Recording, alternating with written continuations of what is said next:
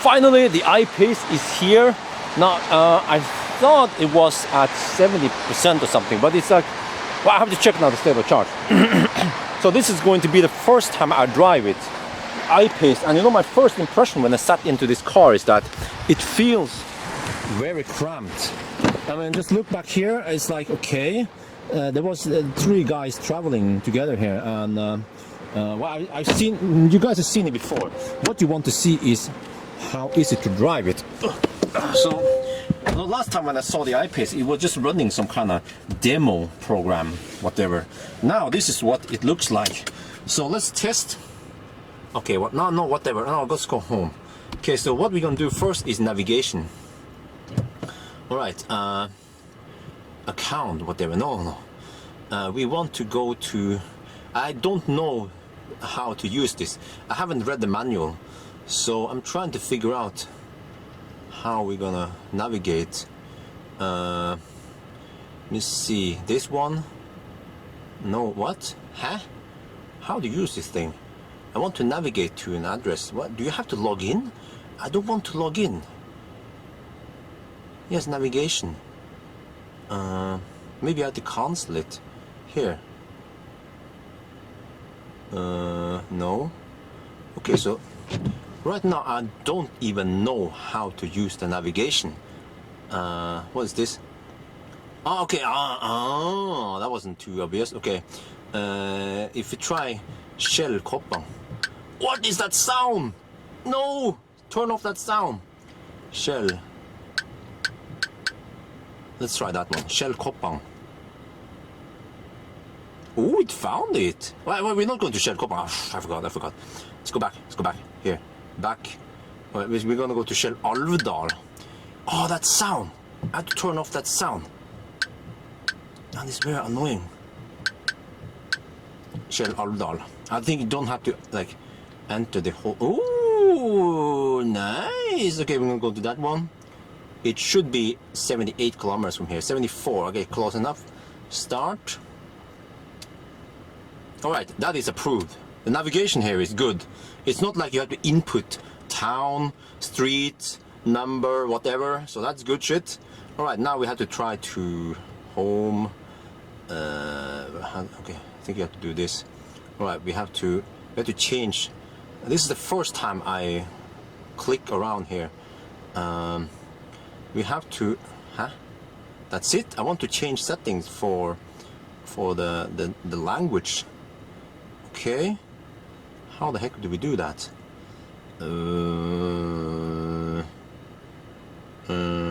It must be this one. Yeah. Okay, it's a bit slow. I was expecting it to be faster. There. All right. Language. Okay, so it's pretty intuitive. They made this to be. Okay, back. Yeah, so you have a back button here, Norwegian. We want to change it to English. There, English, US. That's fine. Yeah. Keyboard clicks. No, off. Yes. Thank you. That annoying sound. Yeah. All right. So, no, I forgot to ask these guys. How the heck do you use the auto steer thingy? It must be this one. There's a button here. I think that's the lane assist thingy. So we're gonna activate it once we start driving. Well, okay, let's get going. We are now driving the I-Pace. This is the first time I drive the I-Pace, and I'm used to Tesla. Of course, the brutal acceleration of Tesla. So I'm driving kind of slow speed, and now let's hammer it. Whoa! Whoa, that was the police. Oh shit! Oh, that was the police just happened to pass by. But you know what? That feels just like Tesla. So when you hammer it, it goes fast. Yeah. Let's try again. Oh, they have it in the dynamic mode when you hear that sound. But you know what? The mid acceleration is good. I'm impressed with that one. Like you know, some of the Teslas, the lower ones, they tend to be slow once you pick up speed. This one is fast also at speed, which is important when you want to hammer, or when you want to overtake. So yeah, that is nice. Yeah, But unfortunately, the stretch we are driving here does not have too many turns, so I'm not able to test the driving dynamics unless I take a detour. So we'll see. But okay, so far so good. So we have to stop for a bit. Let me put the car in park, and I need to figure out how this thing works. And I found out that you have the regen. It was on low. I think the other guys, they were used to fossil cars. I want it on high. Creep, you can switch it on and off. That's good. So if you go to the menu, is somewhat weird. Like, okay, you have this one, eco data panel. All right. Here you see lots of numbers. I don't know what the heck this is, but 15 minutes. What? How do I reset this thing? History. I want to reset this because now the consumption is somewhat high, and I don't know how to. It's not very intuitive. Yeah, just to put it that way. I'm not being negative. I'm trying as hard as I can. Range impact. I will just show you what they were, but that is, I need to reset this thing, and I want to go back here, and here's my EV vehicle preconditioning. Okay, yeah, it's probably, yeah, okay, you can set schedule for whatever, yeah, that doesn't matter now. And here you can set something like, why is that thing so slow? Activate low power mode. Okay, that was, I don't know what it is, but we will not use the low power mode. Let me see, let me adjust this one bit. This thing here is, what the heck is that?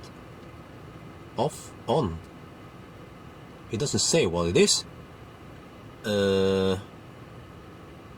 Let's have it on then.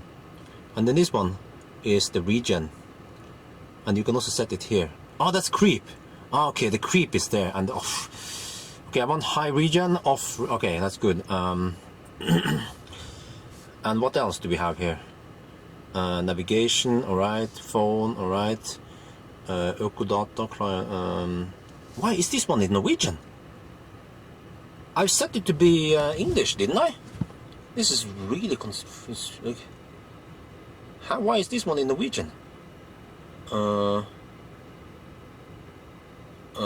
If you go here, all settings. No, huh? Languages and keyboards. System language, English. Why is the other language in Norwegian? Okay, well, whatever. Okay, let's go back home. Try to find out if there's a button somewhere. Most cars, they have some kind of button somewhere here, but these buttons seem to be operating. Oh, that one is okay. That one is for changing. Oh yes. So, trip A, that's fine. Trip A's average speed, yeah, that's fine. Trip A average consumption, let's hold it down. Reset. Huh? Okay, yeah.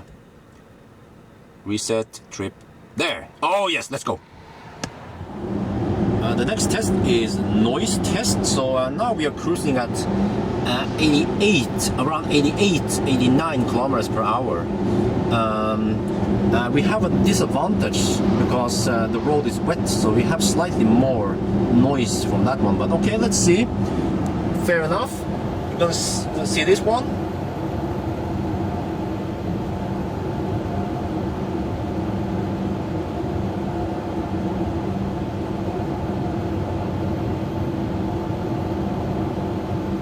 Noise is very good, 65 decibel at pretty crappy Norwegian road, and the car is fitted with 20-inch wheels, tires, so noise is good.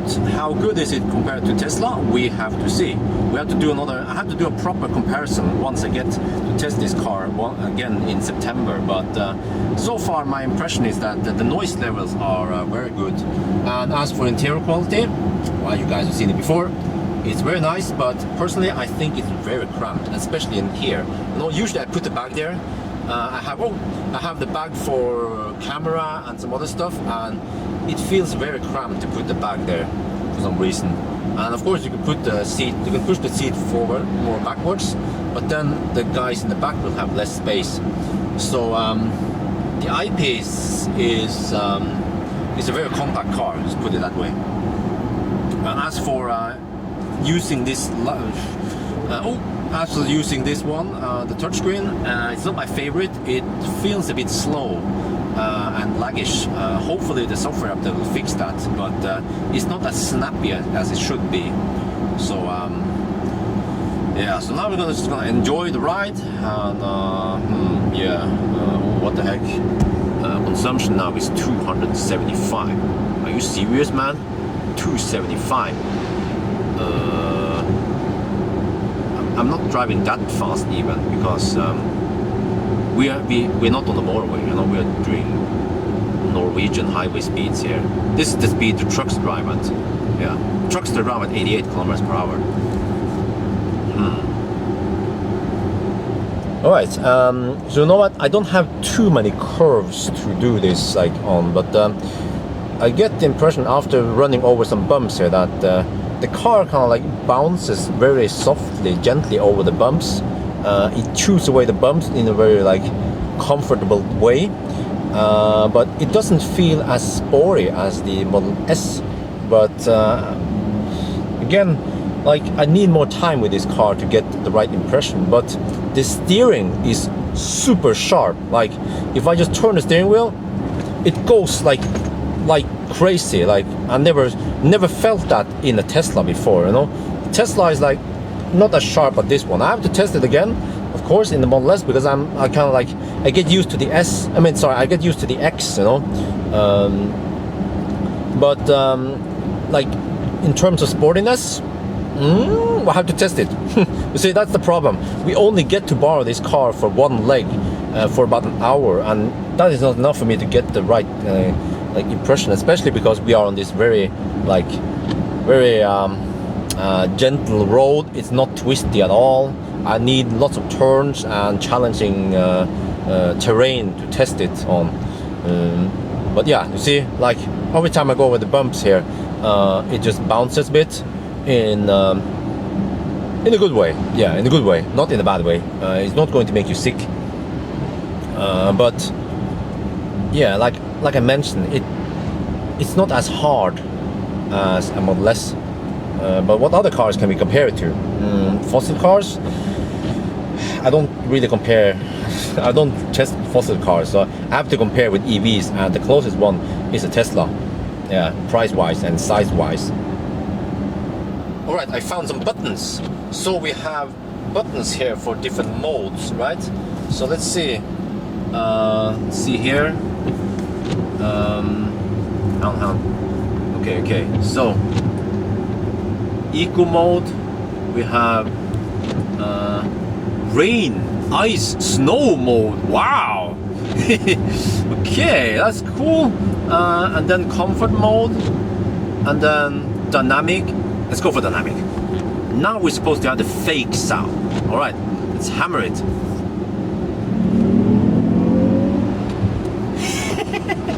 Do you hear that? Okay, let's try. Okay, this is the fake engine sound. Oh, the region is pretty strong. I like that.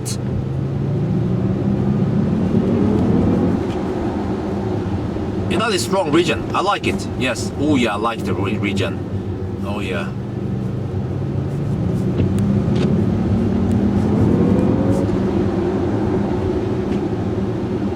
Oh yes, we found the setting. So it was set to dynamic, which will create some artificial sound, and you don't want that one if you're a purist, if you're an EV purist.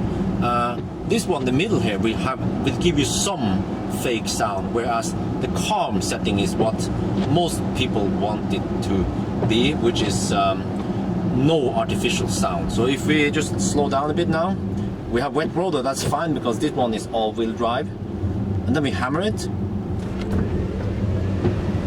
Then you hear a little bit from the drive train, but you know what? Jaguar did quite a good job of blocking away. They soundproofing the noise from drivetrain, from inverter and motors front and back. So you hear almost nothing from the drivetrain when you hammer it. yeah, you hear it way more in the Tesla and in other EVs. So yes, finally I found a way to switch that thing off. Oh yes, I was looking through the menu and I finally found state of charge. It's hidden here somewhere. So it's at 44% now. Yeah, that's cool. And we do this. And then it takes a while. And then you get this like fancy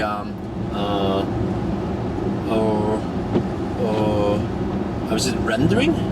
Like I'm regenerating. Wow, that is very laggy screen indeed. It seems like an animation or something. I was thinking maybe it's actually 3D rendering, but I think it's just an animation. So we are discharging something, and then if I regen, yeah, you see, now we are putting energy back to the battery, and if I accelerate, yeah, so it's very laggy, like most other stuff in this infotainment system. So if you do this, it takes a while to switch back to that one. So 44% state of charge. Oh yeah, alright, good stuff. Oh look, head-up display. Oh, that's kind of hard to show you, but there. We have head-up display, and it shows me navigation, it shows me no overtaking, speed limit, the current speed we are driving at. So it's that one is nice. I like it. Yeah, it's really easy to read it, and it's better than on Kona, because Kona has this like this glass that comes up, but this one actually reflects on the front windscreen. So it's pretty nice. If you like that kind of info there, speed is there, but it's also here. So if you're used to looking here, then that's almost the same, you know. Yeah, but I like that one. I wish it was on Tesla also, it's head-up display. So now I'm testing a little bit now on the gas station, and I'm testing. You guys can hear it. You can hear the drive train. You barely hear it, but I can hear a little bit. So fair enough. At least we don't hear it when it hammers it, you know. But there's something I don't like about this, which is the responsiveness of the throttle. They could have tuned it differently, because they try to compete with Tesla, and Tesla has instant reaction on the throttle. I'm going to show you what I mean. All right, put the car in like brake, now ready, it's like hill hold, whatever, and when I press the pedal, you can hear the pedal, and then you can see the movement comes like half a second after. There, you see? Try again. So it's always like that. I don't know, maybe we have to put the car in dynamic mode or something. It was not in dynamic mode, it was in some eco mode. So we put this one, it was in, I don't know, it was in normal mode, like comfort mode. So let's go for dynamic mode, which is more like the racing mode, right? I bet it was in dynamic mode when I did the drag racing. This one should be more instant. Let's try. Okay. No, still in dynamic mode, it has that lag. So I'm not totally convinced about this car.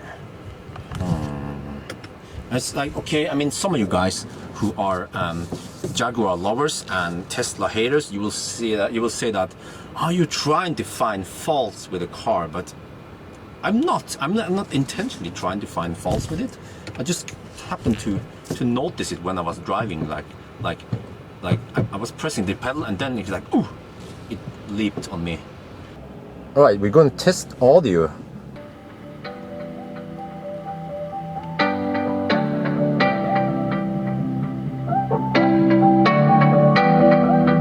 It's very clear.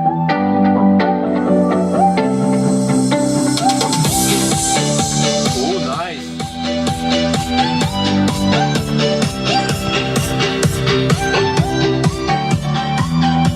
Good sound. Tight bass. I don't know where the subwoofer is.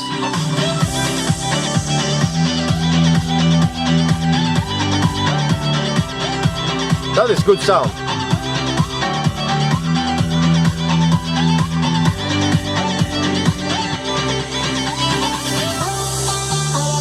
Despite that we use the We use a pretty crappy transmission here. We use Bluetooth, but still, you know, it feels pretty good. Let's try the other one that I tested before. What was it again? How deep it's gonna be?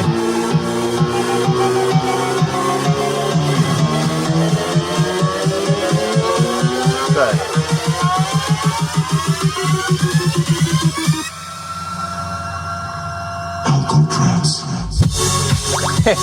What? It's deep. Good shit, good sound. Okay, let's turn it down a bit. So you know what? The sound is very clear. The speakers are, I mean, the tweeters are on the A pillar. That's good. The speakers on, for instance, the Kona is placed like lower. I don't like that too much. Actually, this one has probably a tweeter here. This one also seems to be some speakers, maybe like a high tone. But you have the mid bass there, and then, well, actually it's probably mid bass subwoofer or something, but also a separate subwoofer in the back. And you can adjust the settings here. Somewhere I will get lost in the menu if I try again to navigate here. I think it's audio settings here. Here you can adjust, you know, this is pretty standard, and you have a separate let me see, let me show you here, separate control for subwoofer, and you can also change different settings. There's stereo, Meridian, Dolby Pro Logic, DTS, something, I don't know, lots of cool settings. But audio wise, I like this.